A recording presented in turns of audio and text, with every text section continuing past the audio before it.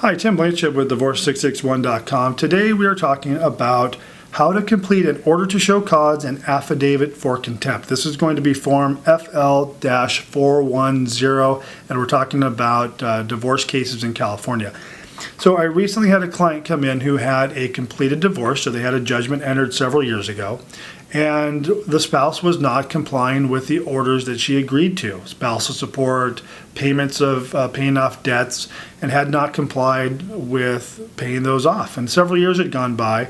So we went to the self-help center and we talked with the attorneys, and the attorneys indicated that what he needed to do in this case is file a motion in order to show cause for contempt.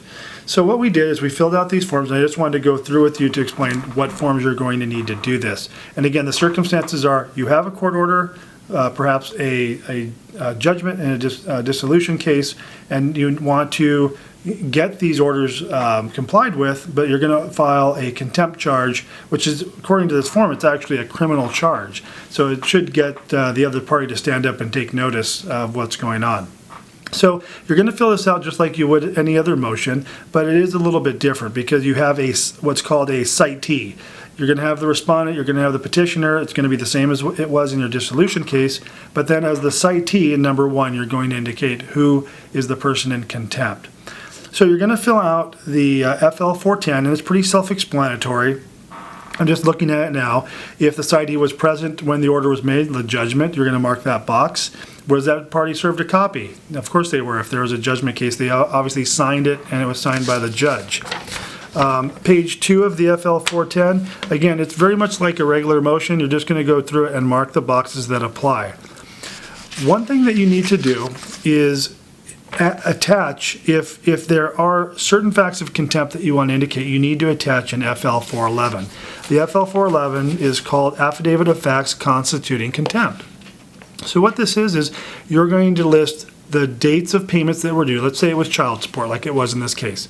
So we had several instances of child support that were supposed to be paid, and they weren't. So you're going to indicate the date that the payment was supposed to be made, what that was it child support, spouse support, or whatever, who was payable to, the amount ordered, the amount paid, and the amount due. Now, in this case, on a contempt, you want to indicate each instance or occurrence that something wasn't done.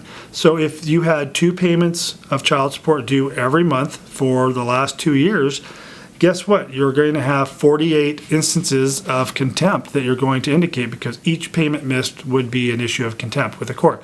So you're going to list each and every item, each pay date that was missed of child support or whatever it is you're filing contempt on. You're going to put that all in there.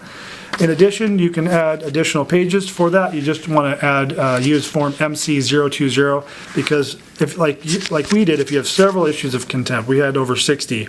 You're going to want to add an attachment because there's only room on the initial page for I don't know, maybe 15 or so.